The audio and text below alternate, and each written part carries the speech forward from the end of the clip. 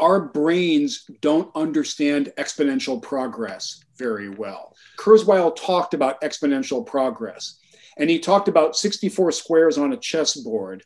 And if you put 1 grain of rice on the first square, and then 2 grains on the second, 4 grains on the third, 8 grains on the fourth, and you keep doubling that way, by the end, by 64 squares, you have a pile of rice bigger than Mount Everest.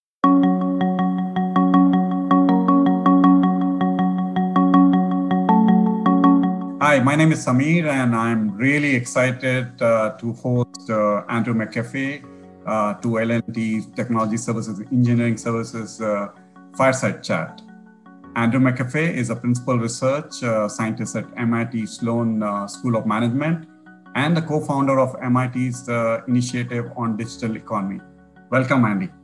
Thank you for having me. Andy, you have spoken on how we tend to underestimate the power of technology. How rampant is that problem among tech and business leaders, and what needs to be done to fix it? I think the problem is almost pervasive, and it's got a bunch of sources. I think the most fundamental one is that our brains don't understand exponential progress very well. Our brains understand linear progress pretty well. If you kind of show a pattern that goes 2, 3, 4, 5, our brains can pretty easily go, oh, okay, 6, 7, 8, 9. I see where this is going. If you show an exponential pattern to our brains and you say 2, 4, 8, 16, our brains are actually not very well wired to go 32, 64, 128, 256, and to understand how big those numbers will get very quickly. And one of the most fundamental features of lots of different kinds of technological progress that we see, especially progress with digital technologies, is that they have been getting better at an exponential rate, and that exponential rate can continue for a long time. And Moore's law is the most famous example of this, the density of transistors you can put on a chip. And there's evidence that Moore's law in that way is slowing down. But in general, digital stuff, for lots of different reasons, keeps getting better at exponential rates.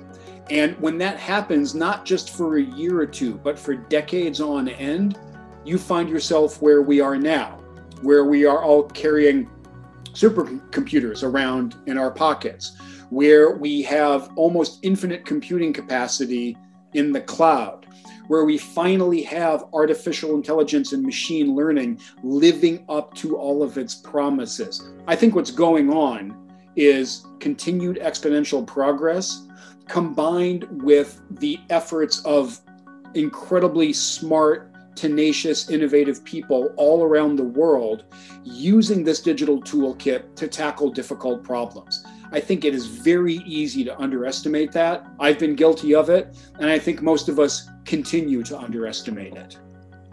So let me catch you on the Moore's law part of it. And I remember when I heard you first time on back in 2015, you were the first person said, you compared Moore's law and you talked about the chessboard, and you said that we are on the second block or the second row of the chessboard. So in reality, where are we on that chessboard, and will the frantic space of change level out, or we haven't still seen what's to come? And more important, what does this mean from an innovation perspective? We use this imagery of the second half of the chessboard in The Second Machine Age, in this book that I wrote with Eric Brynjolfsson a few years ago. And it's actually an image that we borrowed from Ray Kurzweil, who originated this. And Kurzweil talked about exponential progress. And he talked about 64 squares on a chessboard. And if you put 1 grain of rice on the first square, and then 2 grains on the second, 4 grains on the third, 8 grains on the fourth, and you keep doubling that way, by the end, by 64 squares, you have a pile of rice bigger than Mount Everest. It's more rice than humanity has produced by far. But Kurzweil's insight was fascinating. He said it's only in the second half of the chessboard that the numbers get staggeringly big, so big that your brain can't really handle it anymore. Things are kind of recognizable, they're impressive, but they're kind of recognizable in the first half of the chessboard, the first 32 squares. It's only in the second half that things get weird. And so Eric and I made the case that we were in the early part of the second half of the chessboard. And I think that's still true. I think we're still early in the second half. We're going into further and further squares, but we are not at square number 63 or 64 yet at all. And the progress continues. We saw late in 2020 that the machine learning company, the artificial intelligence company, Google DeepMind, announced that they had basically solved protein folding.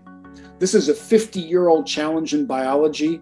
The way that we were going to solve it was not at all clear, but we now have a piece of artificial intelligence that can accurately predict how a new protein is going to fold and assume its final three-dimensional shape. This is an unbelievably difficult problem. It's an unbelievably important problem, and it was cracked not by a human team of biologists or material scientists. It was cracked by a piece of technology. We are not anywhere near finished seeing those kinds of crazy, surprising innovations come at us. And 2020 has brought so much to the forefront, need for tech acceleration, a complete relook at the ecosystem in which we work, the supply chain, the new partnership, or especially the mindset shift of the consumer, which is consumer buying behavior has changed. How does this impact R&D and product development teams in the way they design and conceptualize new product ideas? I think what you've highlighted, and you did a very nice job of talking about the technology trends, the consumer behavior trends, globalization trends. The pace of change is pretty clearly picking up. What that means, I believe, for engineering and product development and R&D teams is that their time horizons need to shorten, and they need to take more of a portfolio approach. They need to take a more experimental and iterative approach, because the days when you could have this long drawn out development schedule and know what the consumer, what the customer was going to want 3 years or 5 years from now, that's just not the world we live in. Maybe it was never the world that we live in, but right now that is a bad mismatch with how the world actually works. So we need to be faster. We need to be more experimental. We have to try more things. We have to be willing to fail. And a lot of that is not the way that we think historically about innovation or R&D or product development, but it's the wave of the future. Talk about necessity being the mother of invention, and we have witnessed vaccine being developed in record time, approved in a record time, and there can be tremendous advancement on the parallel, in energy storage. Is this going to be the new normal, where the markets, the companies, the investors will expect path breaking in rapid time crunches? I think they will expect both of those things that you just said. They're going to expect more path breaking because that's what we've seen, and they're going to expect more compressed time frames because that's what we've seen. The price of solar generated electricity delivered has dropped by about 90% in 10 years. You pointed out we got the vaccine, the first 2 vaccines for COVID were developed in less than a year. The expectations are going up because we've demonstrated that we can do these amazing things. So I don't think we're going back to that older, more predictable, more slow-moving world. I just don't think that's what's going to happen. Andy, you have talked about the second machine age, and most of the enterprises are now embarking what we call it the Industry 4.0 initiatives. What's the role of 5G, especially in the industrial and manufacturing space? Are there other technologies that you're seeing big impact? Which technology are you most gung-ho about? I'm not an expert on 5G in particular, but what I see happening is that the bundle of very powerful technologies that we have access to, if we want to innovate, if we want to delight a customer, that bundle of technologies is getting better very, very quickly. And our ability to deploy an extremely powerful technology across a great distance is going up very quickly. So I put 5G in the same bundle as the cloud, in the same bundle as machine learning on demand, in the same bundle as these incredibly powerful smartphones and other devices that we have at the endpoints. And to me, it just reinforces this notion that the pace of change and innovation and disruption is only going to go up. We're not entering a more stable, a more predictable world. We're just not. Is there one technology which you are most optimistic or excited about?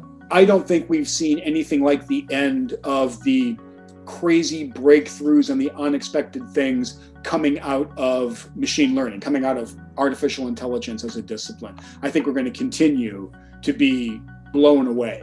Andy, you've spoken about decoupling of GDP and material consumption, and you talked in your recent book too a lot about that. What does that mean for an R&D department, and especially an engineer who's working over there, who's designing new products with add-on services on top of it?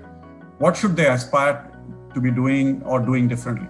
I think a couple things. One is to realize that the trade-offs that we have walked around with, in many cases that we have assumed, those trade-offs might not apply anymore. I learned a little while back that with internal combustion engines, with the engine in most cars these days, it used to be the case that you could make them more fuel efficient, or you could make them more powerful, or you could make them physically smaller. You had to kind of pick which dimension you wanted to improve along. Now, you can make those engines better along all three dimensions simultaneously. And I think that's because engineers and designers have access to much more powerful digital tools to experiment, simulate, do computer-aided design and engineering work. So that's the first thing. The second thing is that the process of coming up with those ideas is going to become more collaborative. And in a lot of cases, this might be uncomfortable for some people listening. In a lot of cases, it's not going to be the human being that leads the way. It's going to be the technology itself suggesting a good idea, suggesting an approach forward. And the human's job will be to evaluate that, tweak it a little bit. But we have, all of us have grown up in a world where the human beings came up with the powerful new ideas because that was the only source. Now we have another source. And a lot of us are going to have to get comfortable with the idea that the smart way forward, the eureka, the aha, that might actually come from a piece of technology. Thank you, Andy, for sharing your wonderful perspective on behalf of all the engineers at L&T Technologies. Thanks a lot. Thank you for having me. It's been a pleasure.